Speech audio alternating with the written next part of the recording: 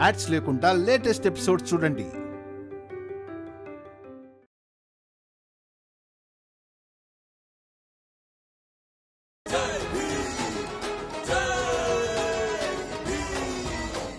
Glass మీరే తీయాల్సి ఉంటుంది బాలాన్నయ్య, అలాగే మీరే తీయాలి కూడా. అసలు నువ్వేం వాగుతున్నావు ఆనంద్? నా గురించి నీకు చిన్నప్పటి నుంచి తెలుసు. నా మనసుకి ఏది నచ్చితే నేను అదే చేస్తానని. ఎలాగో తిరిగొచ్చావు కదా, నీ సామాన్లు మూట కట్టుకుని కొత్తిల్లు వెతుక్కో. లక్ష్మి నీకు చెప్పే ఉంటుంది కదా.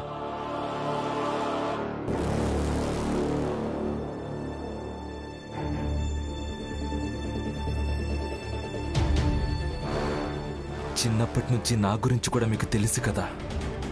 ఈరోజు వరకు నేను ఏమేం చేశానో అవి చేయడానికి నేను నా శక్తి అంతా ఉపయోగించానని. మీరు అసలు మధ్యలో మాట్లాడకండి. ఇదంతా మీ కారణంగానే జరిగింది. నా కారణంగా జరిగిందా? కానీ భీమ్ కారణంగా కూడా జరగచ్చు కదా. కానీ నువ్వు వాడి పేరైతే ఇవ్వు, వత్తాసు పలుకుతావు కదా. వాడు తప్పు చేయడం నాకు తెలిసినప్పుడు నేను వాడి పేరు ఎందుకు తీయాలి? అసలు నేను మిమ్మల్ని అన్నయ్య అని పిలవాలంటేనే సిగ్గు అనిపిస్తుంది. నువ్వు ఎక్కువ మాట్లాడుతున్నావు. చాలా తక్కువ మాట్లాడుతున్నాను. మీరు ఆపదలు ఇరుక్కున్నప్పుడు భీమే కదా మిమ్మల్ని కాపాడాడు. ఆనందన్నయ్య, బాలాన్నయ్య, మీరేం చేస్తున్నారు? వదిలేయండి, నేనే తీస్తాను. వద్దు భీమ్రా, ఈరోజు వీళ్ళిద్దరి మధ్యలో ఎవరు మాట్లాడడానికి వీల్లేదు.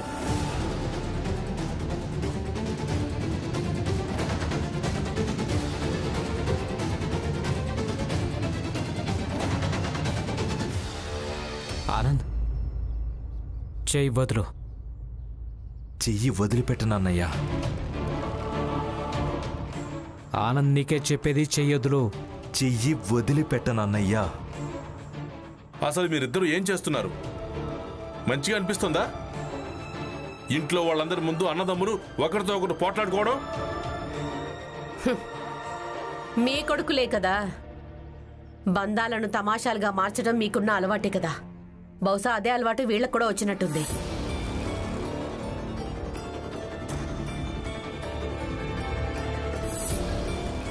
ఆనంద్, చేయి వదిలిపెట్టు.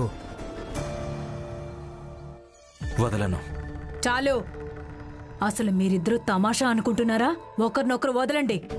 ఎంతసేపని ఇద్దరు అలాగే ఉంటారు? ఈ విషయం తేలేంత వరకు, అంతవరకు. విషయం తేలడానికి అది తేల్చుకునే స్థలం కూడా ఉండాలి కదా. అది నేను ఏర్పాటు చేస్తాను.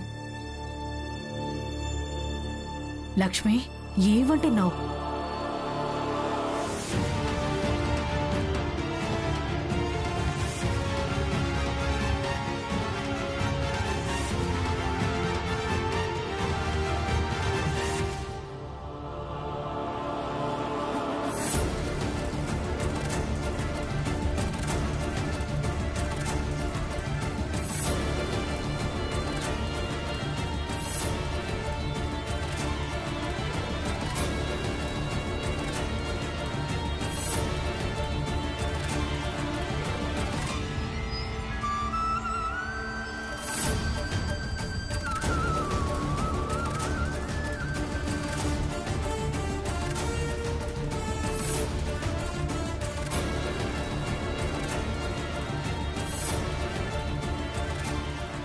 ఈ రేఖలో నుంచి బయటికి ఎవరైతే ముందుగా వెళ్ళిపోతారో వాళ్ళు ఓడిపోయినట్టు. ఇక ఎవరైతే ఈ రేఖ లోపల ఉంటారో వాళ్ళు గెలిచినట్టు.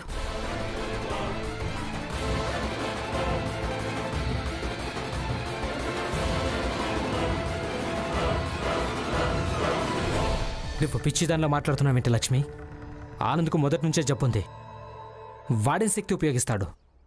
నేను వీడి చీకట్లోనే ఓడించగలను.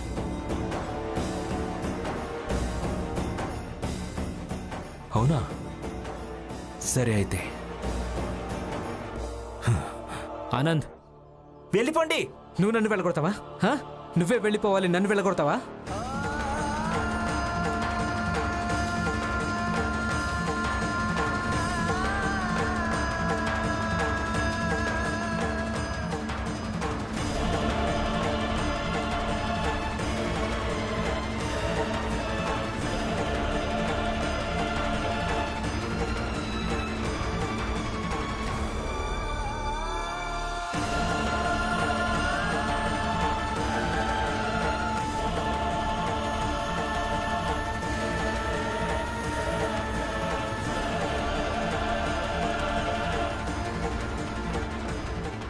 అసలు ఈ ఆనంద్ ఏమనుకునే బాలతో పెట్టుకున్నాడు? ఇప్పుడు బాలా తనను రేఖలోంచి బయటికి తోసేస్తాడు చూడు.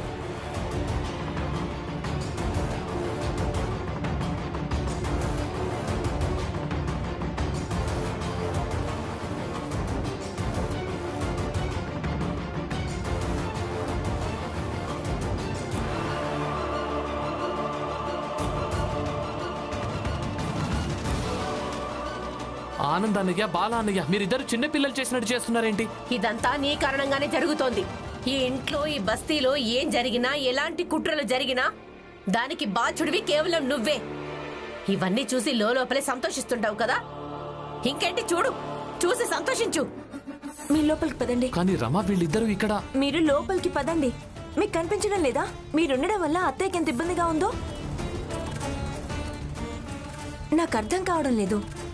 అత్తయ్య మిమ్మల్ని సహాయం అడుగుతుంది, అలాగే దెప్పి పొడుస్తుంది కూడా. పదండి.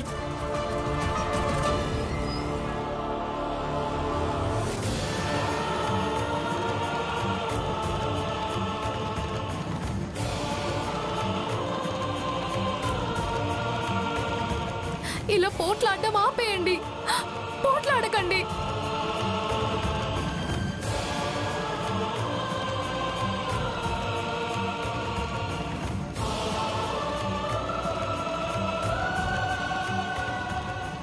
ఇది సరైంది కాదు రమ, ఇది సరైంది కాదు. ఇది సరైంది కాదని నాకు తెలుసు. అందుకే మిమ్మల్ని అక్కడి నుంచి తీసుకొచ్చాను. ఎందుకంటే ఇలాంటివేవి మీ పేరుకి ముడిపడద్దు.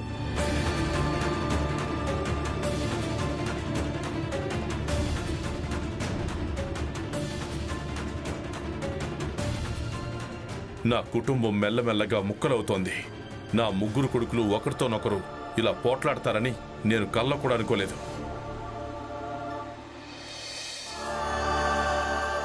మీరు రండి, నాతో రండి. రమ్మన్నానా?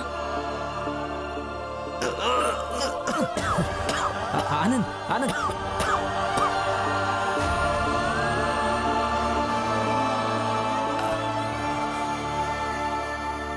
ఆనంద్, ఏమైంది ఆనంద్?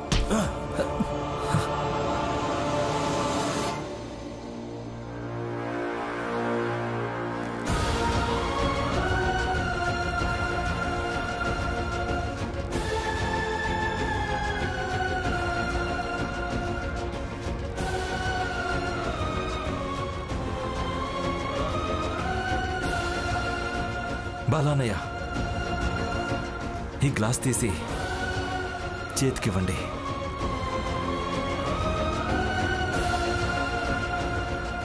గ్లాస్ తీయండి.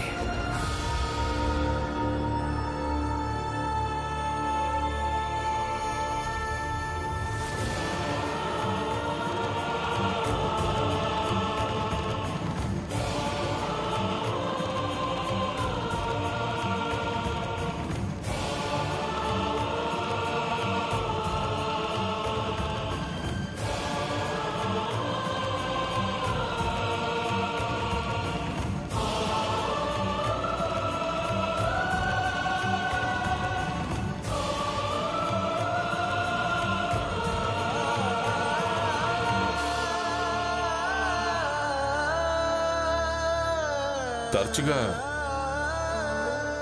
ఒక కొడుకు ఓడిపోతే ఆ తండ్రికి తనను తక్కువ చేయడం అస్సలు నచ్చదు.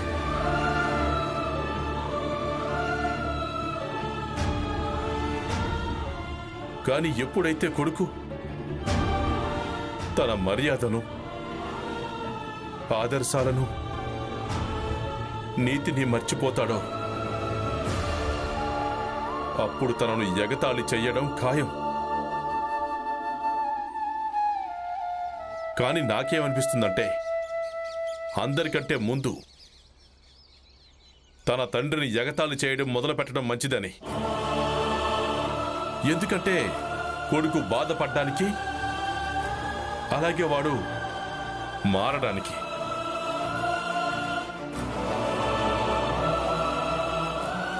అభినందనలు ఆనంద్. అభినందనలు.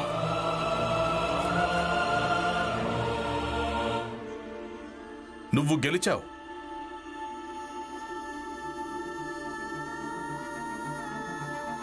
కాదు, మీరిద్దరూ గెలిచారు. కానీ ఒక తండ్రి ఓడిపోయాడు.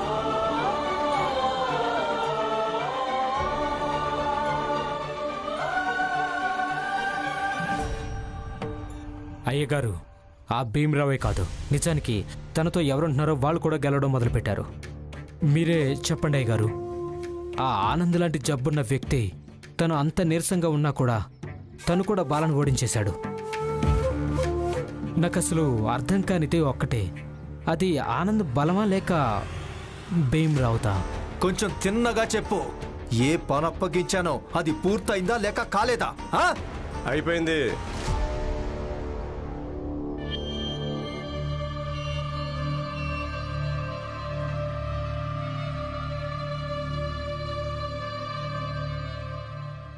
నరోత్తం, నిజంగా చాలా పెద్ద ఆయుధమే చేతికి చిక్కింది. నిజానికి ఆ భీమరావు చాలాసార్లు తప్పించుకున్నాడు. కానీ సొంత అన్నయ్య బాలాతోనే దాడి చేయిస్తే గనక వాడెలా తప్పించుకుంటాడు? నమస్కారం అయ్యగారు. నమస్కారం అయ్యగారు. బాలా, మా ఇంట్లోకి స్వాగతం. అంతగా సంతోషపడకండి జోషి గారు. నేను మీ దగ్గరికి భీమ్కి వ్యతిరేకంగా మారడానికి రాలేదు. నాకు మీ సహాయం కావాలి. ఎందుకంటే భీమ్ నాకు ఏ సవాలు విసిరాడో అందులో గెలవడానికి, అలాగే నా భార్యను ఆ ఇంటి నుంచి నా ఇంటికి తీసుకువెళ్ళడానికి. ఇక హితేష్ బాబాయ్ చెప్పాడు ఇందులో మీరు నాకు సహాయం చేయగలరని. కేవలం అందుకే వచ్చాను.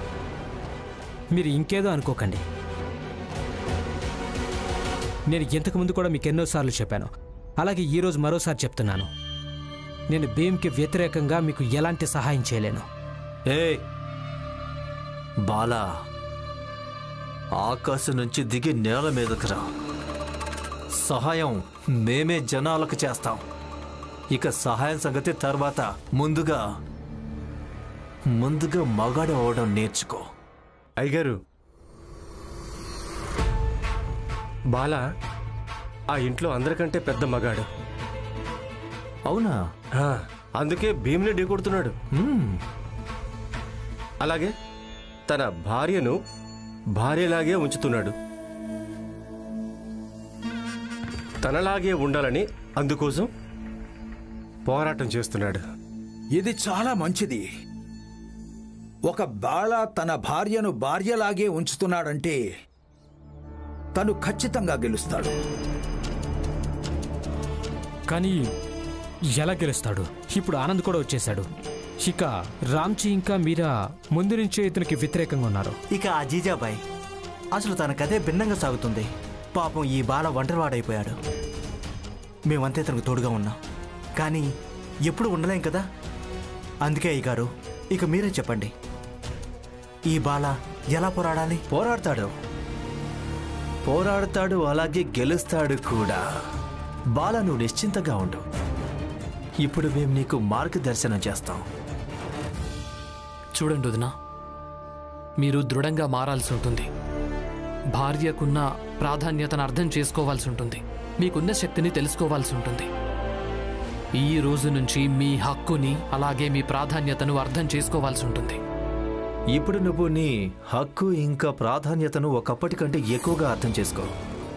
ఒకప్పటికంటే ఎక్కువగా నీ భార్యతో కఠినంగా మాట్లాడాల్సి ఉంటుంది. నువ్వు నీ భార్యకు తన హద్దుల్ని గుర్తు చేస్తూ ఉండాల్సి ఉంటుంది.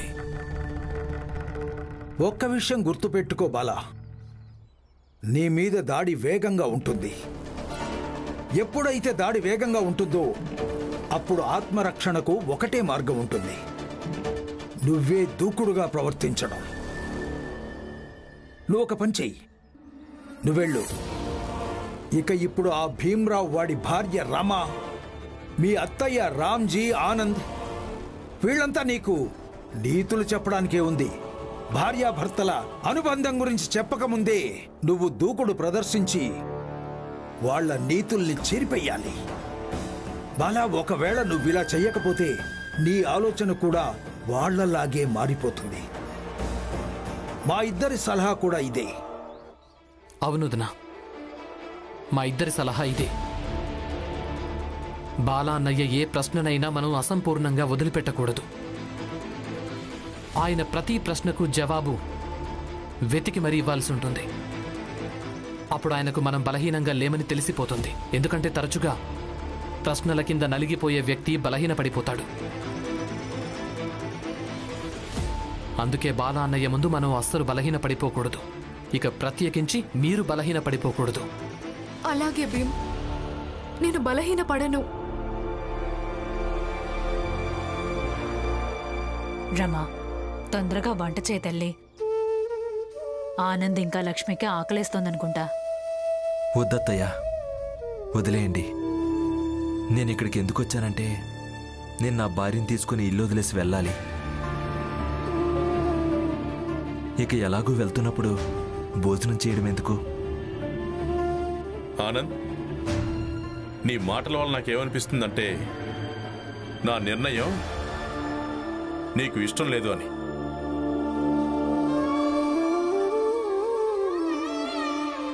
అవునా అన్నా, ఇష్టం లేదు.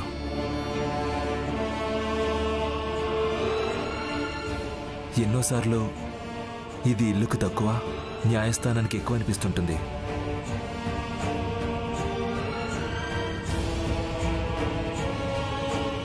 కానీ నేను బాలా అన్నయ్యను కాదు, నేను మీతో వాదించడానికి, మిమ్మల్ని అనరాన్ని మాట్లాడడానికి. బహుశా నేను బాలా అన్నయ్యలాగా మిమ్మల్ని అపార్థం కూడా చేసుకుని అనుకుంటా.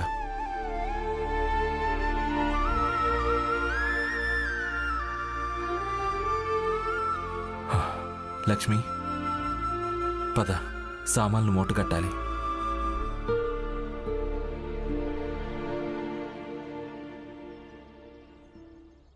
చూసావా నాన్న?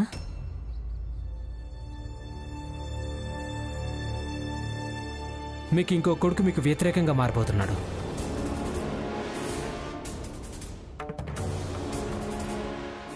నాన్న, నాన్న ఆనందాన్ని ఆపొచ్చు కదా. లేదంటే అనవసరంగా విషయం పెద్దదైపోతుంది. ఆయన ప్రవర్తన తేడాగా అనిపిస్తోంది. అవును మామయ్య, అక్క మీ భావాల్ని అర్థం చేసుకుంటుంది, కానీ బావ అసలు అర్థం చేసుకోవడం లేదు. ఇతని ఆపొచ్చు కదా. ముందుగా మీరంతా నా భావనల్ని అర్థం చేసుకోండి. మీరు మీ కొడుకుని వెళ్లకుండా ఆపుతారో ఆపరో నాకు ఎలాంటి సంబంధం లేదు. ముందు నాకు న్యాయం ఎప్పుడు జరుగుతుందో అది చెప్పండి.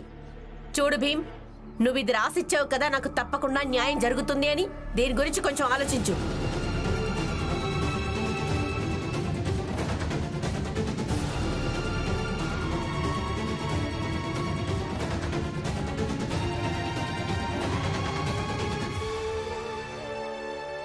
నాన్నా, వెళ్తున్నా. కానీ మామయ్య, మీరు మా గురించి ఏం బాధపడకండి. నాన్న ఎవరి గురించి బాధపడలేడు. ఈయన దృష్టిలో అన్నిటికంటే ఈయన ఆదర్శాలే ముఖ్యం. ఇక నిర్ణయం ఆఖరిది. ఆనందన్నయ్య, అలా మాట్లాడకండి. భీమ్, నీ మీద నాకు ఎలాంటి ఫిర్యాదులు లేవు. కానీ నాన్న మీద బోలెడన్నున్నాయి. ఈ ఇంట్లో భీమ్, రమ, అలాగే బహుశా అత్తయ్యను వదిలేస్తే అందరికీ నాన్న మీద ఫిర్యాదులున్నాయి.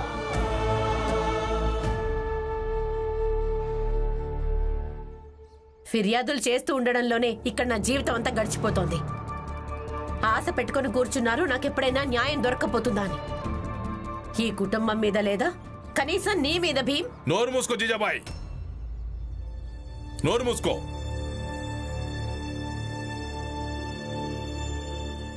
న్యాయం అంటూ జపం చేస్తున్నావు. జీజాబాయ్, నువ్వెవరికైనా న్యాయం చేశావా? భర్తకు గాని, అత్తారింటికి గాని, పిల్లలకు గాని నువ్వు న్యాయం అడుగుతున్నప్పుడు అది చాలా పరిహాసంగా అనిపిస్తుంది. అందుకే నువ్వు నోరు మూసుకునుండు. అలాగే నీకు నువ్వు ఎగతాళి చేయించుకోకు.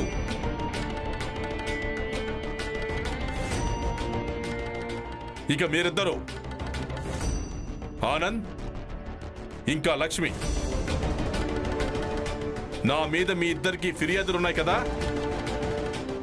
ఆ ఫిర్యాదుల్ని అలాగే ఉండనివ్వండి. ఈ ముసలి తండ్రి ఆ ఫిర్యాదులకెప్పుడు సంజాయిషి ఇచ్చుకోడు, ఎప్పటికీ ఇవ్వడు.